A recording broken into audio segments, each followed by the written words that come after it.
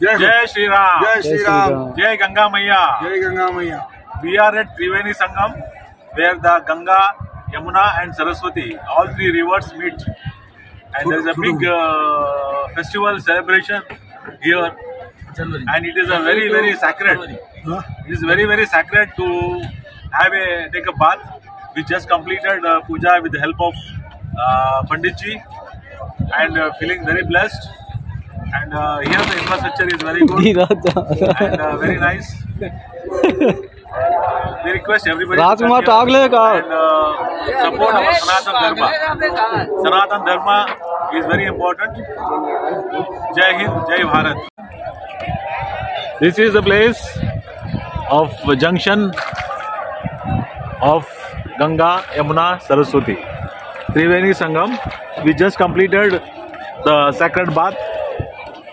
Feeling very nice, happy,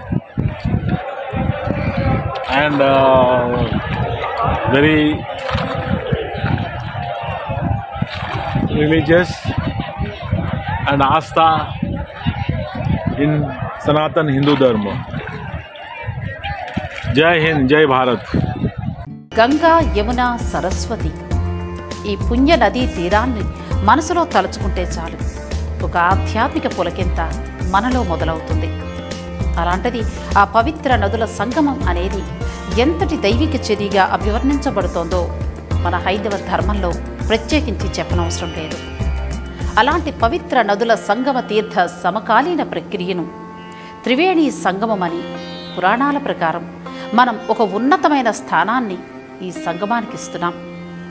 కానీ ఈ 3 జీవనదులలో సరస్వతీ నది మన కళ్లకు కనిపించకుండా ఎన్నో ఏళ్ల నుండి ఒక అంతులేని కథగా మిగిలిపోయింది. అయినా కూడా ఈ త్రివేణి సంగమానికి ప్రాముఖ్యత మాత్రం అస్సలు తగ్గడం లేదు. అలా ఎందుకు జరుగుతోందో ఇప్పుడు తెలుసుకుందాం రండి. ముందుగా ఈ సంగమానికి గల ముఖ్య వ్యవస్థకున్న శాస్త్రీయ వివరణని చూద్దాం. ది సెలెస్టియల్ కాన్ఫ్లుయెన్స్ అని చెప్పుకునే ఈ ప్రక్రియ వల్ల 3 నదుల గుణాలు ఇంకా వాటి నీటి కలవడం శక్తి అంటే వాటర్ మిక్సింగ్ క్యాపబిలిటీ మెరుగుపడి ఒక కొత్త ఉత్తేజన శక్తి అంటే రీజనరేటివ్ పవర్ సృష్టించబడుతుంది.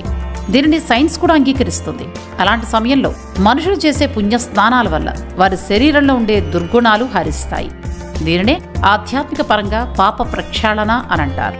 మనం జీవితంలో తెలిసి తెలియక చేసే కొన్ని తప్పుల వల్ల ఇతర జీవరాశులకు కానీ ఇతర మనుషులకు కానీ కలిగే బాధకు మన శరీరం స్పందించి మనకు కూడా ఆ బాధను తెలియచెప్పడానికి ప్రయత్నిస్తుంది అని చెప్తుంది కర్మ సిద్ధాంతం. పురాణాల సహాయం లేకుండా దీనికున్న శాస్త్రీయ విలువలను ప్రజలకు చెప్పడం అసాధ్యం కనుక దానికే పాపం పుణ్యం అనే కాన్సెప్ట్ని అనుసంధానించి వాడుకలోకి తెచ్చారని కొందరు హేతువాదులు అభిప్రాయపడతారు.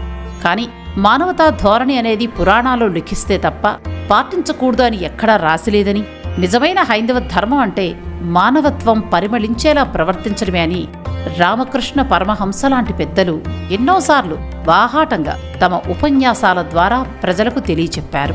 అలా ఎంతో కాలంగా ఈ సంగమ శక్తి వల్ల ప్రత్యక్షంగా గాని పరోక్షంగా గాని లక్షల మంది లాభపడ్డారు అని, మానవ శ్రేయస్సే ధ్యేయంగా పాటుపడే హైందవ ధర్మం కోరుకునేది లోక శ్రేయస్సే అని, ఈ సంగమ మహోత్సవాల సమయంలో వేలాది మందికి ఉపాధి ఇంకా లక్షలాది మందికి మోక్షం ఒకేసారి కలగడం వల్ల ప్రభుత్వాలు సైతం ఈ త్రివేణి సంగమ ఉత్సవాన్ని అట్టహాసంగా నిర్వహిస్తున్నాయని, ప్రకృతి నియమాలను గౌరవించి శుచి శుభ్రతను పాటిస్తే ఎలాంటి ప్రాణ నష్టం సంభవించదు కనుక ఒక వరుస క్రమంలో ఇలాంటి పనులకు పూనుకోవటం అత్యంత శ్రేష్టం అని అభిప్రాయపడతారు పండితులు.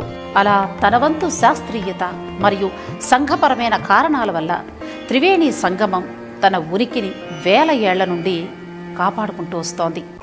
ముక్తామయాలంకృత ముద్రవేణి భక్తాభయత్రాణ సుబద్ధవేణి మత్తాళి గుంజన్మకరందవేణి శ్రీమత్ప్రయాగే జయతి త్రివేణి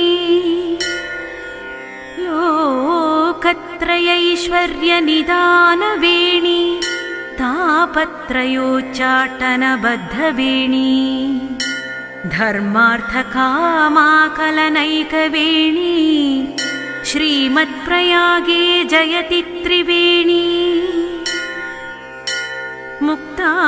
ముక్తాంగనామోహన సిద్ధవేణి भक्तान्तरानन्दसुबोधवेणी वृत्त्यन्तरोद्वेगविवेकवेणी श्रीमत्प्रयागे जयति त्रिवेणी दुग्धोदधिस्फूर्जसुभद्रवेणी नीलाभ्रशोभाललिता च वेणी